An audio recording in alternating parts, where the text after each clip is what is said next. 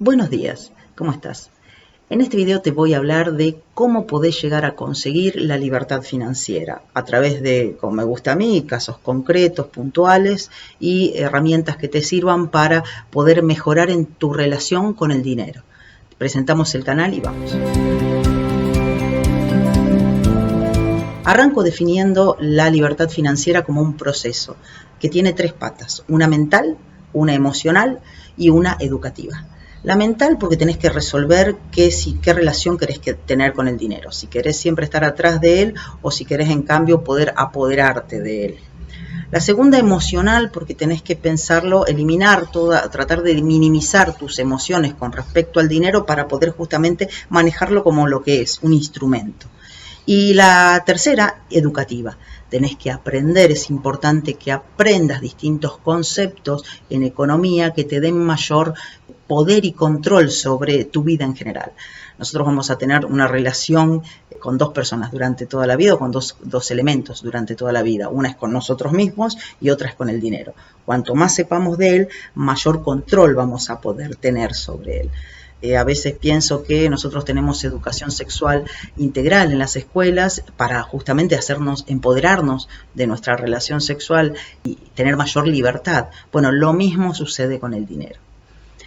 O tendría que suceder. ¿Qué necesitamos para empezar? No necesitamos mayor conocimiento que saber sumar, restar, poder ser muy sinceros con nosotros mismos en el uso que le damos al dinero actualmente, saber cuál es nuestra relación hoy con el dinero, cómo gastamos y en qué gastamos. Ese es la primera tarea, el primer paso que te voy a sugerir. Hacer un detalle de los rubros en los que vos gastás dinero.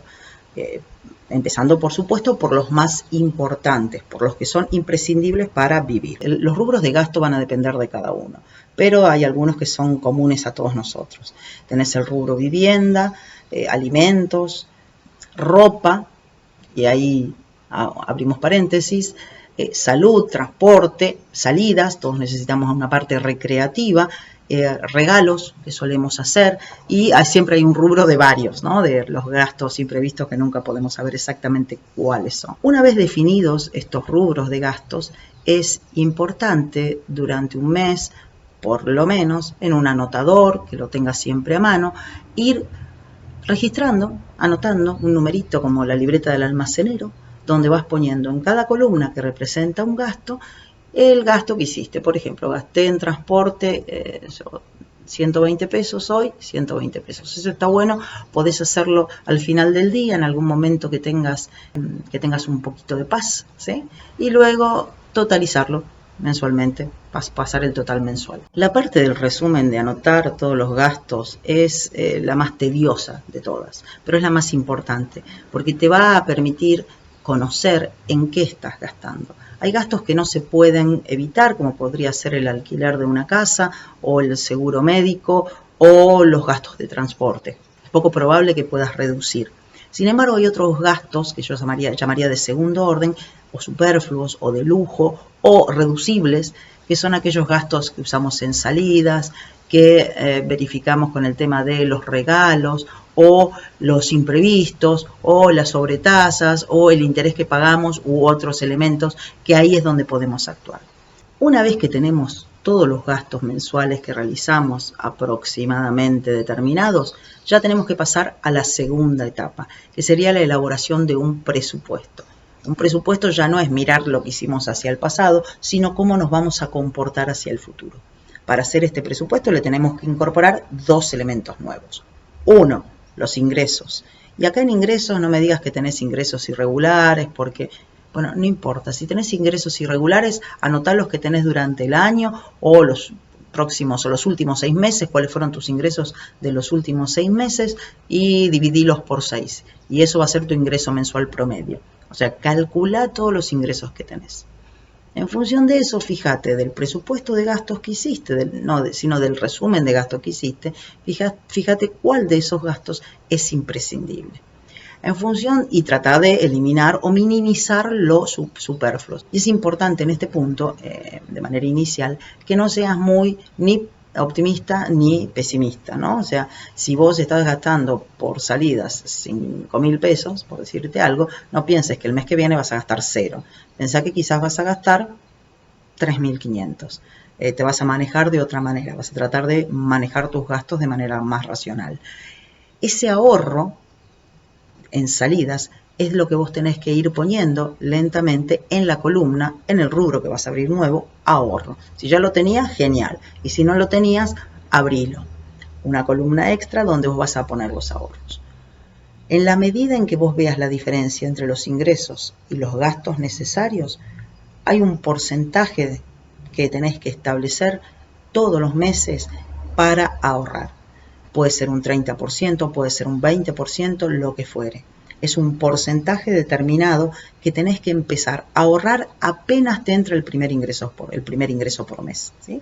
O sea, apenas tengas algún ingreso de dinero y algún resultado positivo que te permita el ahorro, lo tenés que separar.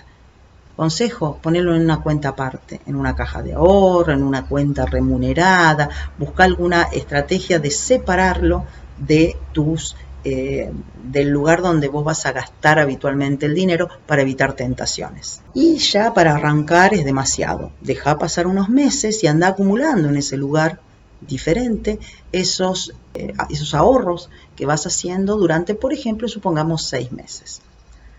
Después viene el tercer paso, el tercer desafío, que es transformar ese ahorro en una inversión.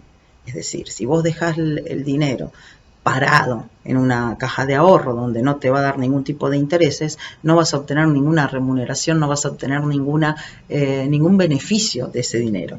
Entonces es importante que vos transformes ese ahorro en inversión. ¿Cómo? Ahí es donde necesitamos un poco de educación financiera. En ese proceso de transformar ahorro en inversión hay que tener en cuenta 3 reglas básicas. Primero, no pierdas dinero. Eso lo decía Warren Buffett, que tenía 2 reglas para invertir el dinero. La primera, no perder dinero. Y la segunda, no olvidarse de la primera. El segundo paso muy importante es el tema del riesgo. Primero, es importante que vos sepas qué riesgo estás dispuesto a asumir. Allí tendrías que conocer cuál es tu perfil de inversor. Hay personas que son más conservadoras con el dinero, que no quieren perder nunca. Hay personas que aceptan cierta pérdida con tal de obtener una mayor ganancia. Ahí estamos definiendo el perfil del inversor.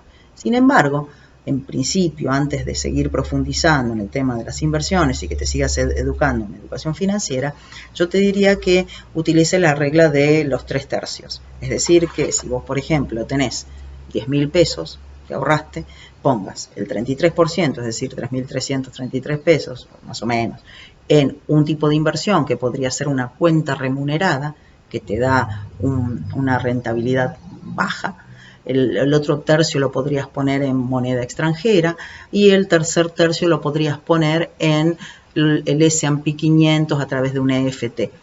Son conceptos bastante raros si nunca los viste, pero se puede profundizar justamente a través de seguir profundizando el tema de la educación financiera. Y una vez que tenés determinado, que tenés abierta en ese portafolio de inversión tu ahorro, que ya te está produciendo algún ingreso pasivo, ten en cuenta el tercer punto de esa transformación de ahorro en inversión, que es considerar el impacto fiscal de esos ahorros y de los ingresos que van a generar esos ahorros o ahora ya transformada en inversión.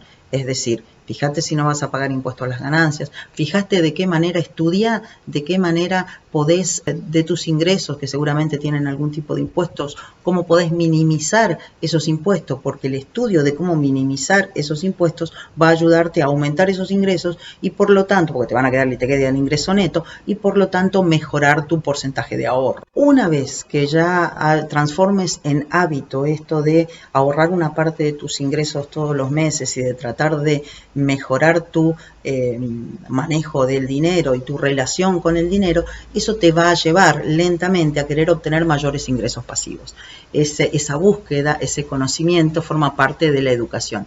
Y hay millones de cursos gratuitos y de videos donde vos podés profundizar de qué manera lograr una mejor inversión minimizando los riesgos. Nos vemos en próximos videos y espero que te haya sido útil. Adiós.